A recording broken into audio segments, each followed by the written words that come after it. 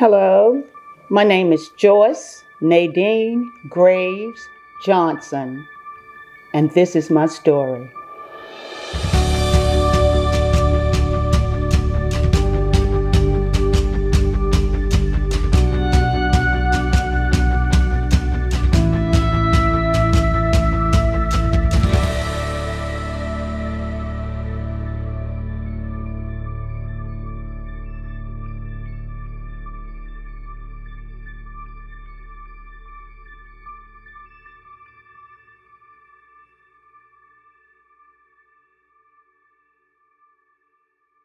Wow, growing up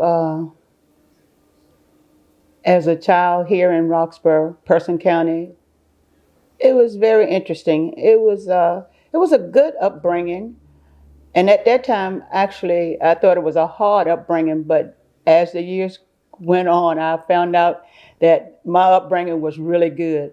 I have no regrets. I appreciate all of the things that we did in my life as I was growing up as a child. We lived on a farm. We had lots of tobacco, lots of it. My daddy was just a farmer from his heart. So we had lots of tobacco. We had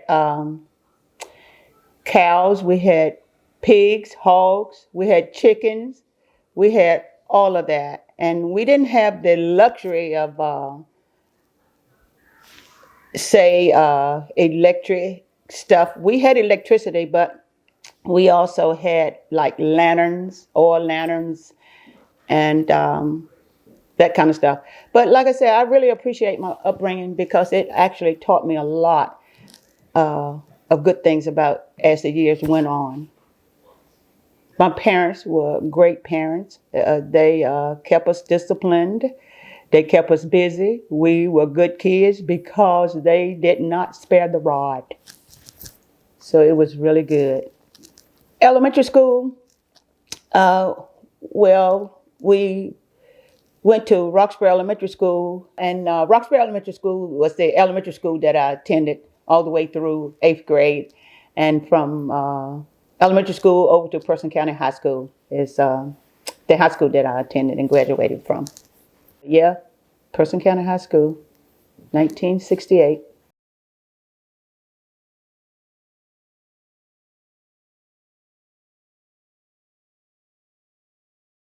I attended North Carolina Central University. That's where I furthered my education at, is North Carolina Central in Durham. And from there to Burroughs Wellcome is where I started my working career. And I was with Burroughs Wellcome, where we merged after so many years with Burroughs Wellcome, but I was in that pharmaceutical field for 35 years. I was with Burroughs Wellcome, and Burroughs merged with Glaxo. So we became Glaxo Wellcome, still part of Burroughs Wellcome name. We became Glaxo Wellcome. And we did a third merger. So we merged in with SmithKline Beecham out of Philadelphia. So we dropped the Wellcome from our name and we became GlaxoSmithKline, GSK. And that's where my end of my time was with GlaxoSmithKline. And it was a good job. It was interesting. I really loved that job. 35 years with the pharmaceutical companies is what I spent my time doing. That was my first main job. Burroughs Wellcome was a good company to work for. There were a lot of blacks at Burroughs Wellcome. And as a matter of fact, when I got hired, Herbert Harris from right here in Roxboro was the hiring manager out at Burroughs Wellcome. So I knew him when I first went to work there. And it was just all up here from there. Lots of opportunities. I've moved up the ladder quite a bit with the company. But it was a great job. Doing research is what we did. And it was very interesting. We put lots of drugs out on the market and still do. As a matter of fact, Glaxo is still producing drugs. Very interesting job. But fun. Like I said, it was a good job. It was a good company to work for. They had wonderful benefits. Uh, I can't say nothing negative about it. It was just a good job. 35 years of it, it had to be, I guess. 2000, 2008 was the end time for me. At 2008, after 35 years, 2008, we had started to do a lot of laying off. People were finding new jobs, and it was just a big shifting because the company had to start doing a lot of layoffs. So I was retired from Glaxo. So I was torn between it at the time, but it turned out to be a good thing. It wasn't a bad thing. Actually, I was living in Durham at the time, and actually I moved back to Roxboro, to my hometown. After that, moved back, and so I've been here in Roxboro since. But Durham had gotten to be like home because that's where I had been for the last 40 some years. I said to my husband, I've been in Durham with you for 40 years. And actually, I met my husband here in Roxboro at church. This is where I met him, was at church. He sang with a group, and I was so-called singing myself with a group. And our groups happened to be at that same church that same night, but we just didn't perform like they did. And it was just coincidental how we crossed paths. I saw him downstairs in a basement because we was at the church and they had a basement to it. And I saw him downstairs in the basement at that church. And I saw him looking, that way, but had no idea he was, looking at me. So when I walked up the steps to leave the church, he was standing at the top of the stairs. And he said, excuse me, can I talk to you? And I looked, I said, me? And he said, yeah. He said, can I talk to you for a minute? I said, why not? So, that night we exchanged numbers. We talked and we found out who each other was. We talked a little bit. And he asked me if he could call me the next day. I said, sure, why not? I just didn't think he would call the next day like he said. But he said, I'm going to give you a call tomorrow around 5 o'clock. And at 5 o'clock, he did just that. And it just started from there. So we, started talking. He would call every other week. And him being in Durham, he actually started to come to Roxboro after a while. My father didn't know anything about him. So it was a mess in the beginning because my parents, the way we were raised, they had to know everybody that you were talking to, their whole family, their mother and father. He knew nothing about his, and it didn't sit well with him when he started to come around. But eventually, Marshall started to come and help us on the farm. So eventually, my father gave in. He found out that he was a good guy. So we ended up marrying, and so that was 40 years. I moved to Durham. That was 40 years in Durham, and because I worked in Durham too. That was at Burroughs Welcome in the beginning. And after the 35 years, he was still in Raleigh working back and forth. And even when we moved to Roxboro, he drove to Raleigh to work. And when I said to him, I have been in Durham with you for 40 years. Why not move to Roxboro with me for 40 more? And he said, I don't have a problem with it. And he held my feet to that fire. And we started looking for a place. My mother was living at that time, and she was looking too for houses. She would always call me and say, I found a house here, or I found a house there. And she was trying to help me get moved back here. And we finally found land, and we moved here to Roxboro, built a house and moved here. And I will say this, I'm glad I did because I moved back in 2009. My mother passed away in 2010, but she saw me move back to Roxboro. And I think that was one of her dreams, is that I come back home, and I did come back. So I'm back in Roxboro, and I'm loving it. I will say that. In the beginning, I didn't, but now I'm satisfied being back. I was actually trying to move back to Durham 2 weeks after I moved here. I was trying to move back to Durham. And I said to my husband, please, let's move back. And he said, no, get used to it. We're not going back. So I'm here, and I'm okay. It's turned out to be really good. Really good. I do little odds and ends around here in Roxboro that I'm real pleased with and happy about doing.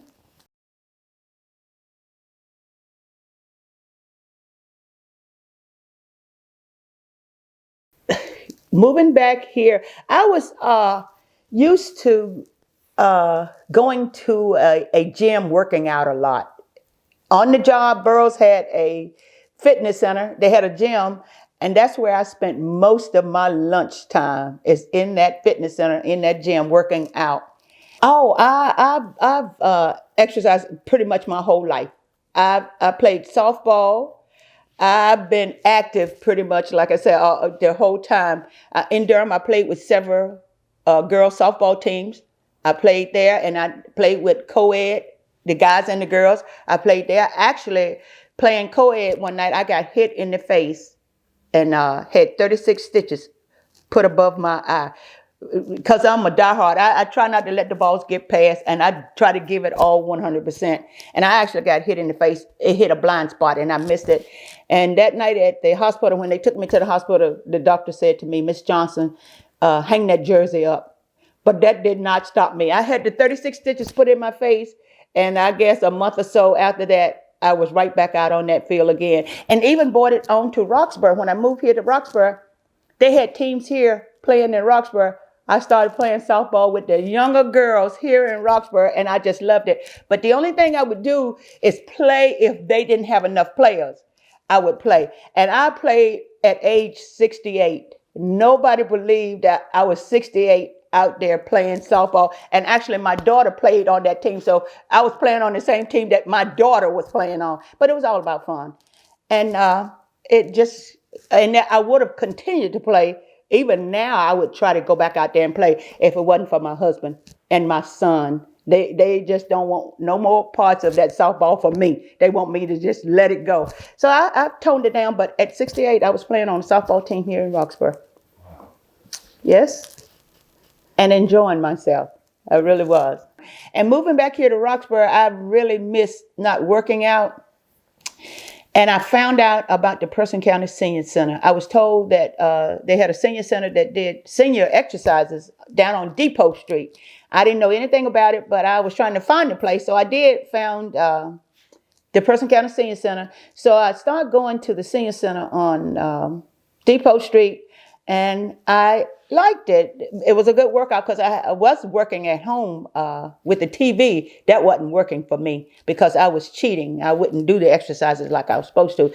Being around a group of people was my thing. I like to work with people. So I started to go to the Person County Senior Center, and we moved from Depot Street to Longs Avenue.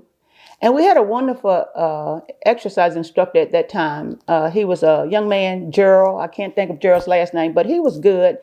And he was teaching the classes all the time. And I was working out really good under him. And it got to the point where he would call in sometime and ask if I could teach the class for him. And I would teach the class for him, because we would have a group of people that wanted to exercise. So I would teach the class for him. So it started being every once in a while too often. He would call and say, "Joyce, can you teach the class for me today?"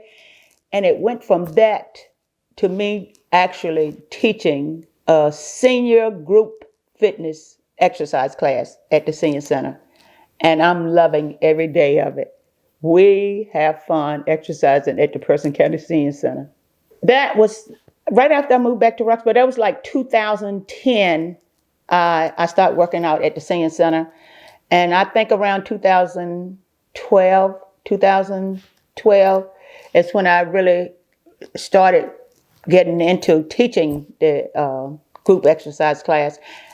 Around 2012, and I've been doing it ever since. And I meet lots of interesting people. We have lots of seniors there exercising daily. We have all ages there exercising daily. It is just a wonderful place to be. The Person County Senior Center here in Roxboro has a lot to offer. I don't know if people really realize how much they have to offer, but they have a lot of stuff to offer. They have a lot of stuff going on. They have lots of games for seniors and young people if you choose to. They have bingo. They have card games. They have crocheting. They have paintings. It's just so much that you can do at the senior center. But exercise is one of my things. So it's from the class that I teach Chair exercise is what I do, chair exercise. From that to drumming, I'm taking a drumming class there and a yoga class at the Senior Center. Pretty much, I'm at the Person County Senior Center every day, every day. I'm actually on the advisory committee as well for the Senior Center.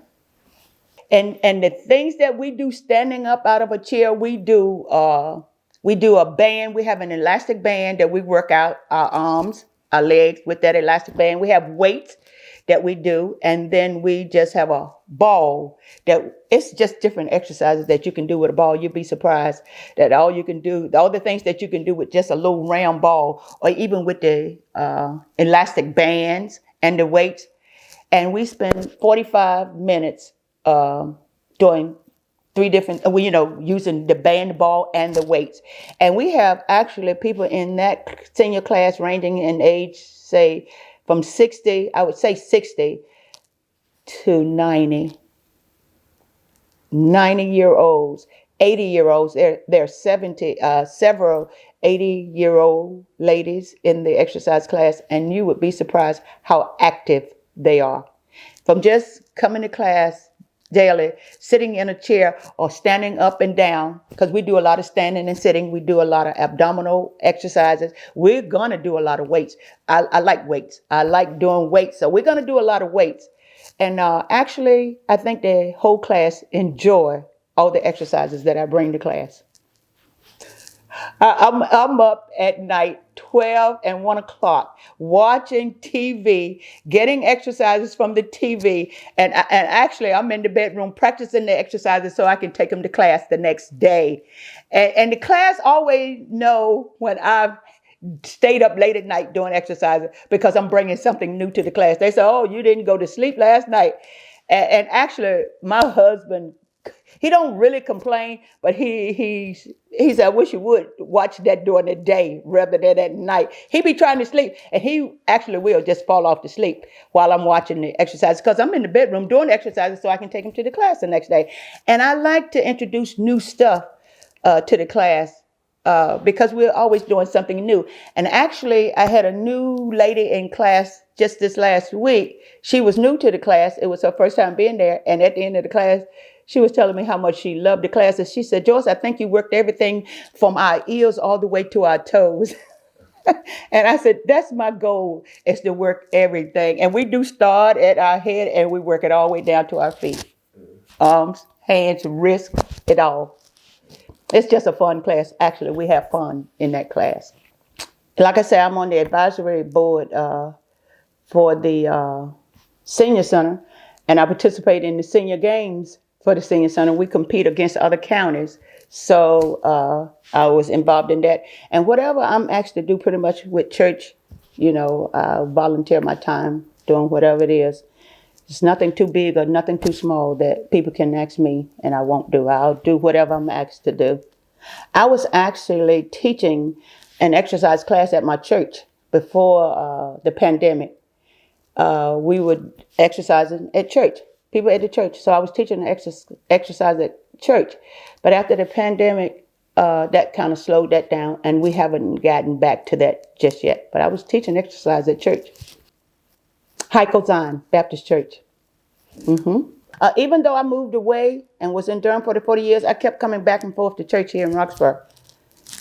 I never moved my membership and never changed it. I just would come back and forth to church here, travel that road.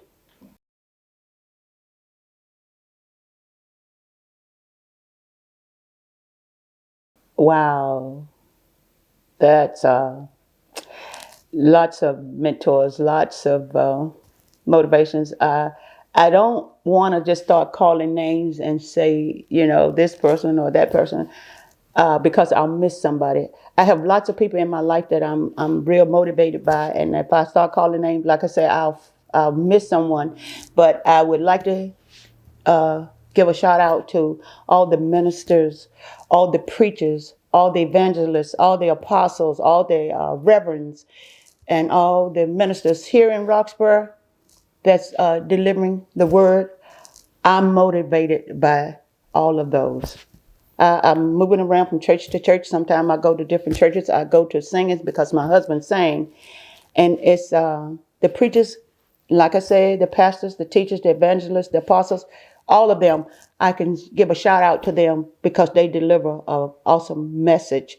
They are my motivators. And on the end of that, I would just like to tack one other thing onto the end of that. If I had to say one person, or if I had to really give a name, I would have to say my mother, Vernell Graves, was my motivator. My mother has been with me from day one, since the day I was born into this world. She was motivation. She kept me grounded. She taught me about life, different things. She was just a wonderful mother. So I can't give kudos out to all of those without saying it's my mother that was my motivation. And up until the day that she passed, which was 2010, it was nothing too big or nothing too small that she wouldn't do for any of her kids. It was 12 of us. I had 7 brothers and it was like 5 girls. And it was nothing that my mother wouldn't do for any of us. Whatever we asked, whether she had it or not, she would bend backwards, or she would just go all out trying to pretty much keep us grounded and take care of us as best as she could. So my mother, I gotta say, is my mother, and to the pastors as well.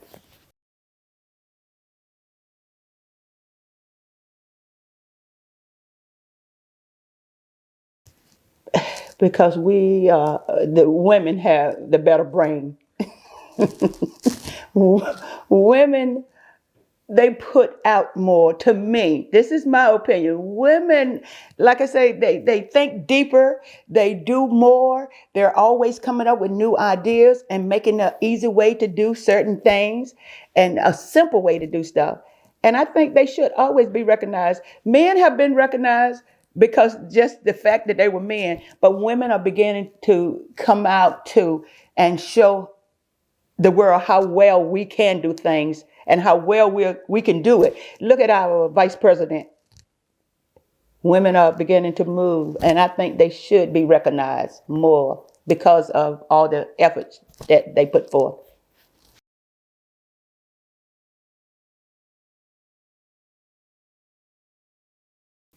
Wow. Well, since I've been back some 13, 14 years, I've seen some growth here in Roxboro.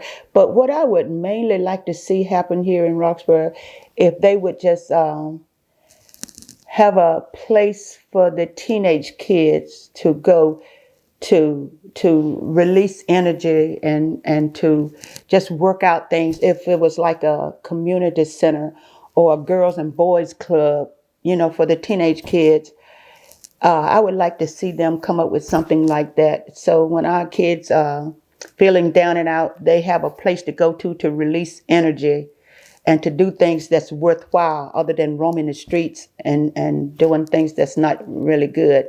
And also, because in Durham, when I lived in Durham, we had girls and boys clubs, and we had pools, swimming pools that my kids, we could go to pools, different pools. We don't have a swimming pool here in Roxborough for our kids to go to. And I think that would be the biggest thing, and if we could have a swimming pool here in Roxborough somewhere for our kids, and I'm going to say this, our black kids could go to and enjoy swimming. Would love to see that happen here in Roxborough.